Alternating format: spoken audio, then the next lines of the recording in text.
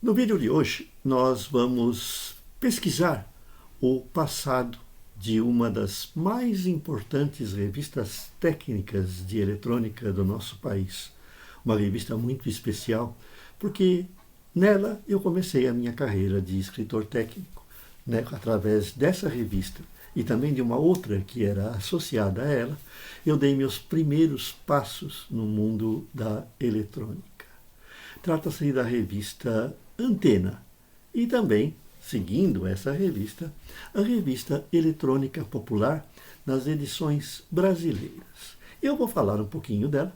Se vocês quiserem saber mais, nós temos uma live que está gravada no YouTube. Vocês têm o link aqui embaixo, em que vocês podem assistir a minha conversa com o atual dono, o atual mantenedor das edições da revista Antena em nossos dias, e que ele pode também falar muita coisa, como ele falou lá, a respeito da história dessa publicação.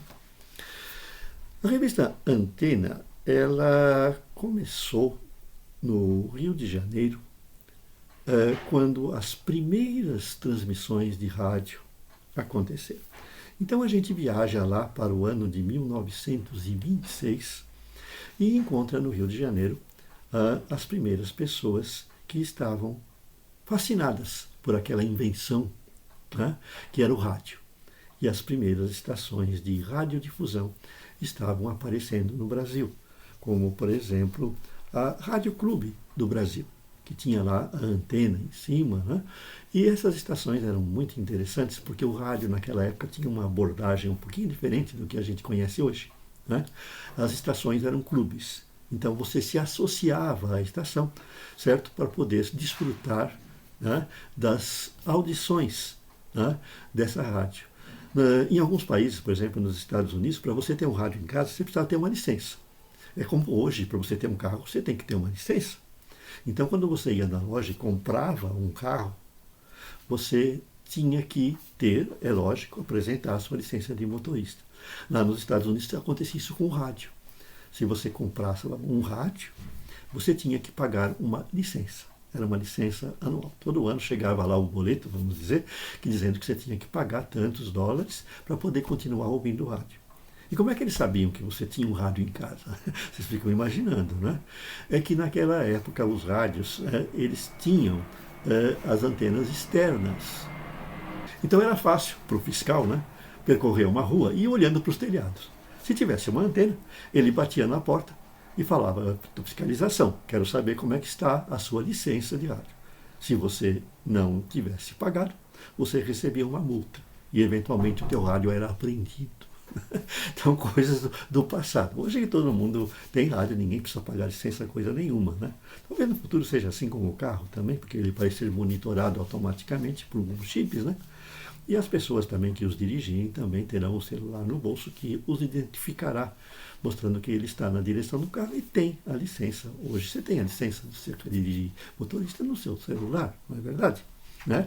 Já é um recurso que nós temos, né? Então é interessante. Então as rádios eram rádios clube, né? Então a primeira revista, a Antena, que ela surgiu aí por essa época de 1926, era uma revista para quem tinha rádio. Então era uma revista que falava da tecnologia do rádio, mostrava como é que você podia ter uma recepção melhor colocando uma antena no telhado, como é que você fazia uma antena. Já tinha alguns circuitinhos valvulados, se você quisesse montar o seu próprio rádio, né?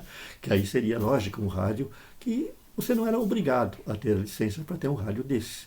Mas eles recomendavam que se você pagasse uma taxazinha para a emissora, você ajudava a manter a rádio. É mais ou menos hoje que, como acontece com muitos softwares que a gente vê na internet, que são de graça, né?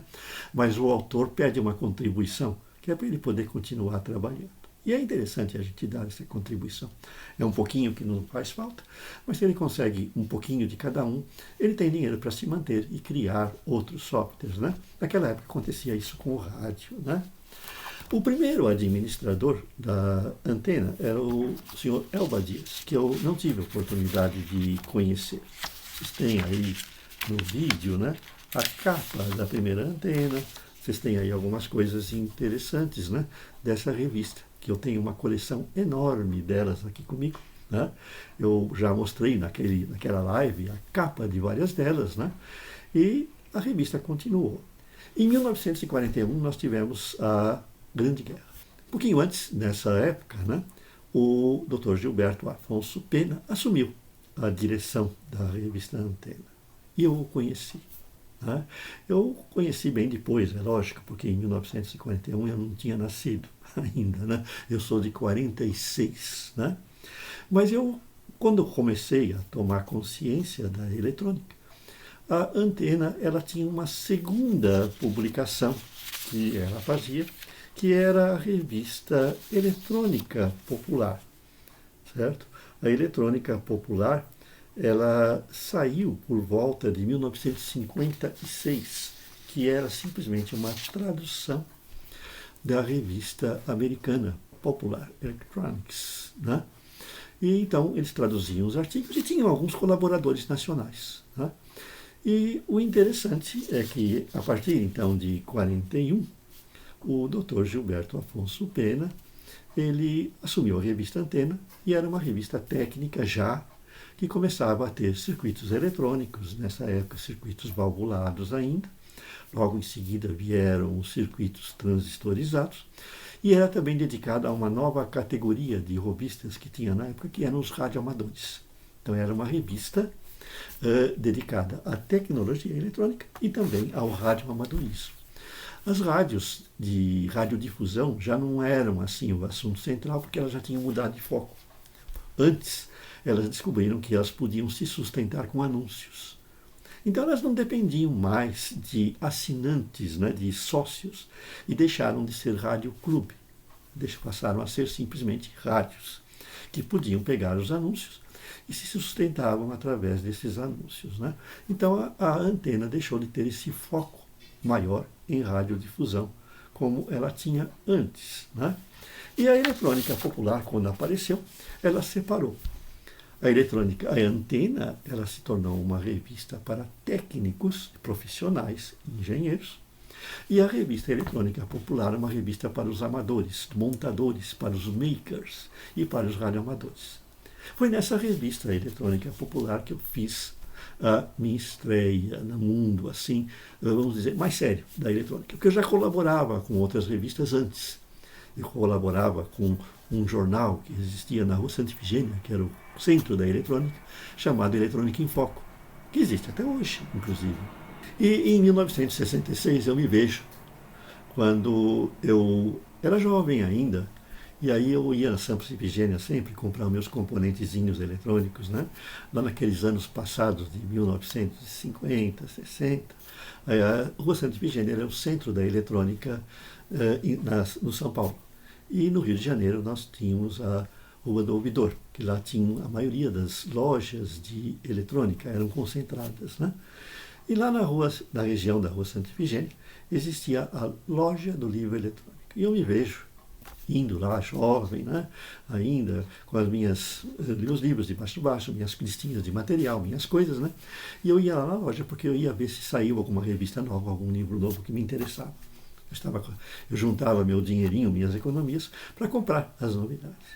E lá eu conheci uma pessoa, a dona Nauá, que era gerente. E um dia eu mostrei um caderninho que eu tinha os meus anotações dos meus projetos. E ela ficou maravilhada.